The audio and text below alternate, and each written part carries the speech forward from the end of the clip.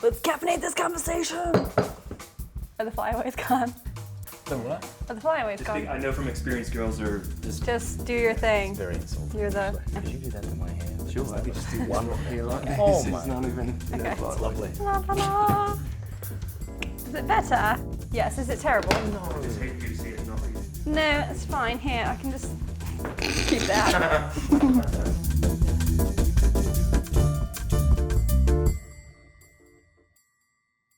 Hey everyone, welcome to our caffeinated conversation. I have Mr. Matt Fradd with us today. Hello. Who takes his coffee? It's black today. Black. I'm really going for the green teeth look, and I hear that black coffee's the way to do it. There you go. Okay, if you had the ideal day and you weren't doing anything, what would it be?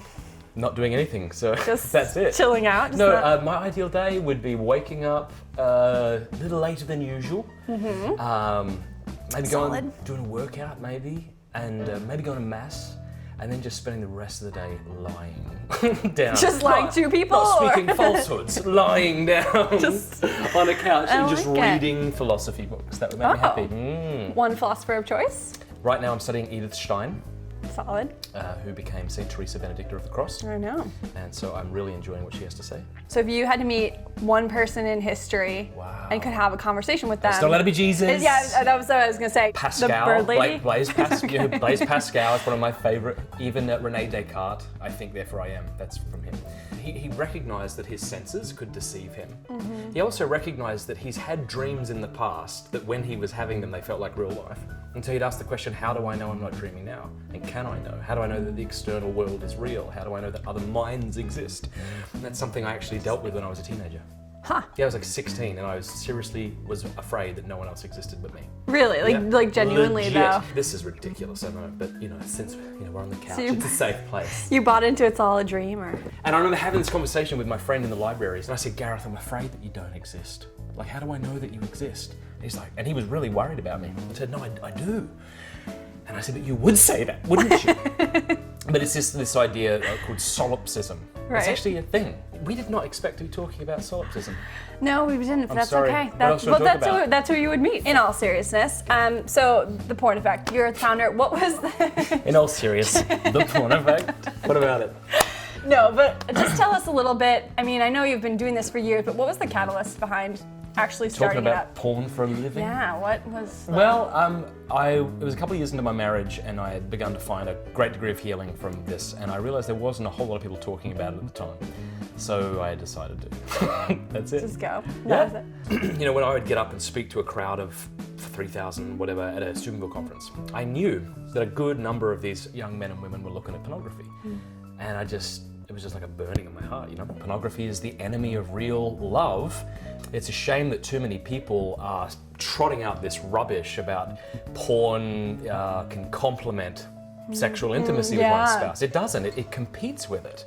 And I always say, like, the idea that, like, at this moment when I'm giving myself to this other person, I turn from her, or him, depending on if you're men or woman, and I turn it on to a screen to watch maybe physically diseased, almost certainly emotionally damaged people pretending to have sex. Right. It's just not beautiful. Right.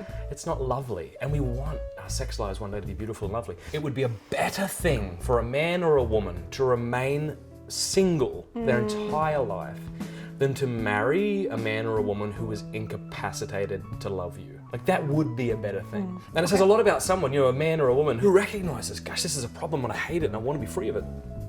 The humility there, that's huge. And that they're fighting to be free of it shows a lot of self-mastery, determination. That in itself shows a lot of virtue and trains that man or woman in a lot of virtue too, which is exciting. Obviously, you talk about this all the time, and Yep. this is your whole life, but I don't really know anything about your family, and I'm sure you guys probably want to know. So you've got a beautiful wife and kids. So I do. what do you like most? What's your favorite thing about your wife, and what are the favorite thing about your kids? Now, I know that What when do you love most I about know your that when I wife? speak She's about watching. my wife, I know when I do that, people are You're going to welcome. joke and they're going to say things like, I don't know, like he's sucking up or something. Whatever. I'm not. She is the most amazing person I've ever met. She is incredibly selfless, passionate, like feisty. She's just beautiful. She's really a good mum to my kids and just so much better than me. Like, if I married someone like me, it would have just been, I mean, she's like me in some respects, but just a lot more virtuous, I think. And so She's awesome. So I like And that. what about your kids? Okay, so I've got 4 kids. Liam is 8. Avila is 6.5. Kiara is, God, I love her. Ooh, could eat her. She's 3, and Peter, he's 1.5. Okay, quickly. Liam, I love him. He's very intelligent, very sort of philosophically minded. So he will ask questions like, if God is everywhere, is he in my hand? Love it. Avila is the strangest girl I've ever met in all of my life. She's just beautiful and so different. Like, I don't understand her. Like, who are you? And like, she did this one thing once where she was opening and shutting her mouth while I was reading to her. I just realized that when I shut my mouth, I can't speak. I'm like, beautiful. Very good. Now, Kiara. Oh. So Avila is pretty sensitive. Kiara will punch you in the throat if you look at her the wrong way. She's like a warrior. The first thing she ever said was no. And she's just a delight, just a delight. The other day she said, Daddy, she kind of flirts with me a little.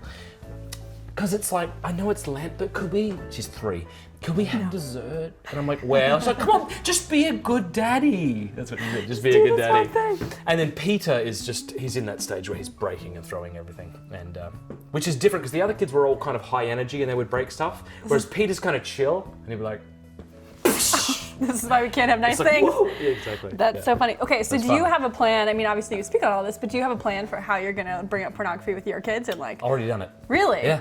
I was, I think that if our children are 6, or if they're younger and using technology, we have to talk to them about porn. In an age-appropriate way. Right, so how do you do that? I said, well, pornography is bad pictures that hurt our brain. He's like, what do you mean? I said, well, you know how there's good pictures that are good in themselves and they make us want to do good things. And he said, like comics? I'm like, kind of, but more like, and I picked up my phone and I like showed him a picture of Peter, his brother. And I was like, see this picture? And he actually said, he's like, oh, I miss him already. Aww. He's not usually that sweet, but he said, I miss him already. I said, yeah, exactly, this is a good picture and it makes you want to do good things. I said, but there's bad pictures and they won't make you want to do bad things. He said, well, why would you look at them if they were bad? And I said, well, some things are bad for us, but maybe they're exciting. So I said, for example, like rat poison, they tell me, I don't know, but they tell me it's predominantly food, right? Like 80, 90%, 90-something% food, with just a bit of poison, but that's the bit that kills them. And so I said, pornography is sort of like that in that we might want to see it, but it can hurt us. What is it? I said, pornography is pictures or videos of people that are showing parts of their body that their bathing suit should cover. That's pretty simple.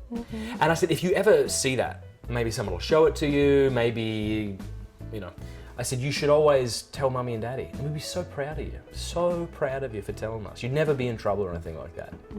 There's a wonderful little video that was made by the Mormons. Okay. Can't recommend it highly enough. I can't remember it on the spot, but there's a book that sort of inspired this video. It's called Good Pictures, Bad Pictures, Porn Proofing Today's Young Kids, by a good friend of mine, Kristen Jensen. And it's a beautifully illustrated book that parents read to their kids. It's gorgeous. I'd recommend everybody go and get that immediately. It's called Good Pictures, Bad Pictures? Yeah, get it from Amazon. Okay. It's phenomenal. To wrap things up, Okay. which unfortunately we have to do. No problem. I gotta get in my Uber car. I'm Exactly. going on an Uber ride. I've Uber never rides. been in an Uber car We're before. going to have him abducted. So if I'm killed, I want you to know that I always hated Chris Stefanik. I've always thought he was a phony. Those aren't real muscles. Come on, let's be real. Right, We'll just leave it on that. This has been Ascension Presents. I'm Maria. Like and subscribe to us on YouTube or ascensionpresents.com. See you guys later.